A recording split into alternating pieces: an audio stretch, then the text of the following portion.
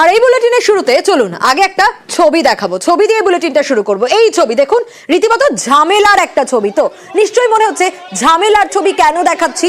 ঝামেলাতেই শেষ নয়, এই ঝামেলা হাতাহাতিতেও পৌঁছে গেছিল। দেখুন একেবারে হাতাহাতি, কিন্তু কেন? চর মারারও ছবি রয়েছে।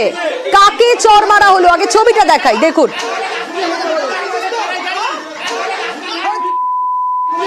এই দেখুন চর মারা হলো। কাকে চর মারা হলো? পঞ্চায়েত সদস্যকে। হাওড়ার পাতিহাল পঞ্চায়েতের ছবিটা আপনাদের দেখাচ্ছি। একেবারে ধুমধুমার অবস্থা। কি কারণে এই চর? গ্রামের মহিলাকে মারধরেরও অভিযোগ। কি কারণে এই অভিযোগ? আগে ছবিটা দেখাই।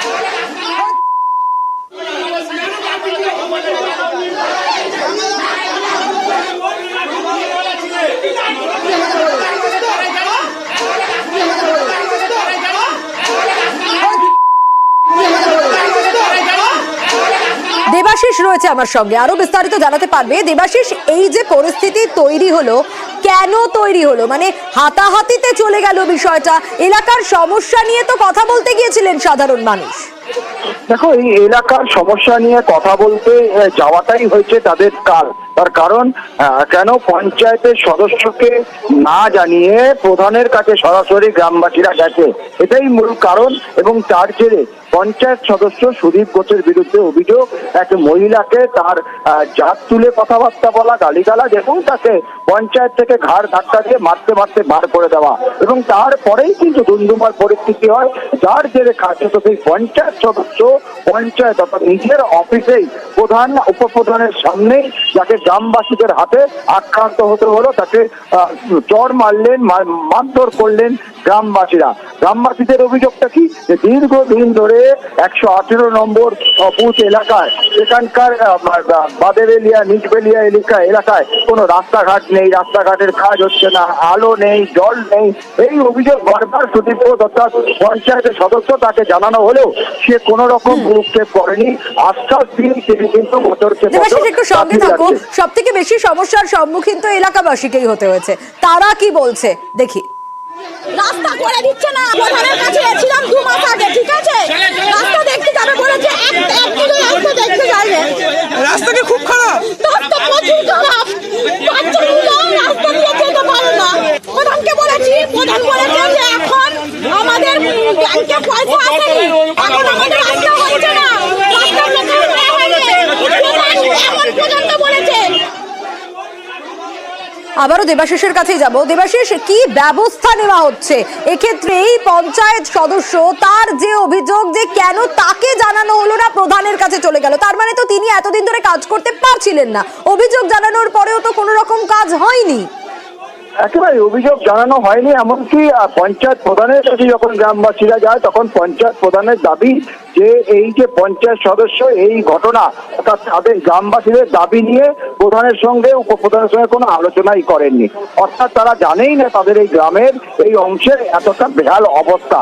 এবং এই খবর পাওয়ার, এই ঘটনা ঘটার পর মহিলাকে মারধরের ঘটনায় মহিলা কিন্তু এই পঞ্চায়েত সদস্য সুদীপ ঘোষ, তার বিরুদ্ধে কিন্তু জগৎবল্লভপুর থানায় অভিযোগ দায়ের করেছেন। ঠিক তার পাশাপাশি জগৎবল্লভপুরের পঞ্চায়েত সমিতির সভাপতি রঞ্জন কুণ্ডু তিনি দাবি করেছেন পুরো বিষয় তিনি খতিয়ে দেখবেন, প্রয়োজনে পঞ্চায়েতকে নিয়ে সেই এলাকায় গিয়ে ঠিক কি কাজ হয়নি সেই পরিস্থিতি যত তাড়াতাড়ি সামলানো যায় সেটা তিনি করবেন। বেশ, দেবাশিস সঙ্গে থাকো। পঞ্চায়েত সমিতির প্রেসিডেন্ট কি বলছেন? বলছেন গোটা ঘটনাটি তিনি জেনেছেন, প্রধানের সঙ্গে কথা বলবেন এবং দ্রুত সমাধান করবেন। পুরো বিষয়টা আমার জানা নেই, আমি পুরো বিষয়টার সম্বন্ধে খোঁজখবর নেব। 2011 সালে বাংলার মামাটি মানুষের সরকার প্রতিষ্ঠিত হওয়ার পর থেকে বাংলার প্রত্যেকটি প্রান্তের প্রত্যেকটি জায়গায় উন্নয়ন পৌঁছে গেছে। সেখানে যদি এখনো কোথাও উন্নয়ন পৌঁছানোর ক্ষেত্রে কোনো ঘাটতি থেকে থাকে, আমি অবশ্যই ওই এলাকার পাতিয়াল গ্রাম পঞ্চায়েতের প্রধানের সঙ্গে কথা বলে, পঞ্চায়েত সমিতির পক্ষ থেকে এবং প্রধানের সঙ্গেও কথা বলে সেই এলাকার উন্নয়ন আমরা মানুষের কাছে পৌঁছে দিতে বদ্ধপরিকর। আর এবার একটু নজর রাখবো নদিয়ার দিকে, কারণ পোল্ট্রি ফার্মের গেটে তালা ঝুলিয়ে দেওয়া হয়েছে। কি কারণ? কল্যাণীর 18 নম্বর ওয়ার্ডের ছবিটা আপনাদের দেখাবো অবশ্যই। এই যে পোল্ট্রি ফার্মের সামনে ঠিক এভাবেই বিক্ষোভের ছবি, কারণ এইখান থেকে নাকি দূষণ ছড়াচ্ছে। কি কারণে? পরিষ্কার পরিচ্ছন্ন কি রাখা হয় না? রঞ্জিত বলতে পারবে। রঞ্জিত, এই যে এলাকাবাসীর অভিযোগ পোল্ট্রি ফার্ম থেকে দূষণ ছড়াচ্ছে, এই পোল্ট্রি ফার্ম যার বা যাদের, তারা কি মেনটেন করেন না ঠিক করে? একেবারেই পিপিপি মডেলে কল্যাণী 18 নম্বর ওয়ার্ডে এআরটি জমিতে তৈরি হয়েছিল পোল্ট্রি ফার্ম, এবং প্রায় 3 বছর আগে তৈরি করা হয়েছিল পোল্ট্রি। এখান থেকে লক্ষাধিক ডিম উৎপাদন হয় প্রতিদিন, কিন্তু স্থানীয় বাসিন্দা যেটা অভিযোগ, সেই পোল্ট্রি ফার্মের যে দুর্গন্ধ এবং এমনকি পোল্ট্রি গায়ের যে লোম সেইটা কিন্তু বাতাসে ছড়িয়ে পড়ছে, এবং বিস্তীর্ণ এলাকা জুড়ে, শুধু কল্যাণী 18 নম্বর ওয়ার্ড নয়, কল্যাণী সহ পার্শ্ববর্তী জেলা উত্তর 24 খাস্তাপাড়া সহ বিস্তীর্ণ এলাকা জুড়ে দুর্গন্ধে টেকা দায় হয়ে পড়েছে। এমনকি চর্মরোগ কোনো দেখা দিচ্ছে মানুষের শরীরে।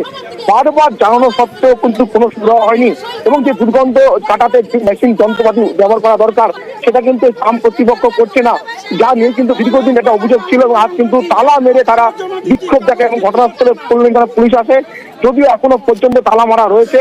তবে যে অভিযোগ উঠছে শুধুমাত্র আজকে নতুন কিছু নয়, দীর্ঘদিন ধরে কিন্তু দুর্গন্ধে কিন্তু মানুষ নাজেহাল হয়ে পড়েছে বলে একমাত্র অভিযোগ, যার ফলে কিন্তু আর বিক্ষোভ দেখে গ্রাম এলাকাবাসী।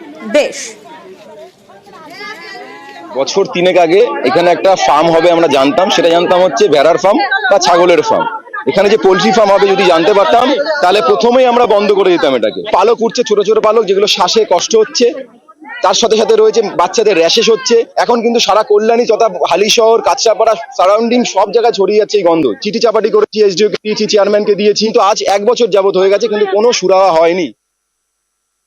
তাদেরকে আমরা বোঝানোর চেষ্টা করছি যে গভর্নমেন্ট প্রজেক্ট কিভাবে গন্ধটাকে রিমুভ করে করা যায়। কারণই এদেরও উদ্দেশ্য নয় যে প্রজেক্ট বন্ধ করা, এদের উদ্দেশ্য গন্ধটাকে যাতে রিমুভ করা যায়, কি প্রসিডিওর নিয়েছে, কি মানে অ্যাকশন নিচ্ছে গন্ধের জন্য, যাতে লোক অ্যাটলিস্ট বসবাস করতে পারে। ভেতরে দেখুন পোল্ট্রি ফার্ম আছে, আর গন্ধ তো দেখুন বেরোচ্ছে, গন্ধ তো মানে 24 ঘন্টা গন্ধ।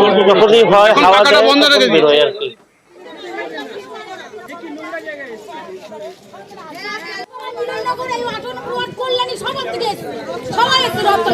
আমার নিজের শরীর খারাপ, আমার ব্যাঙ্গালোর থেকে চিকিৎসা করা হয়, আমার এই গন্ধে আমি থাকতে পারি না। যেখানে ঢোকা যাবে অনেকবার আমি আন্দোলন করছি, এত কাগজ জমা দিয়েছি, কাগজ কিছু হচ্ছে না।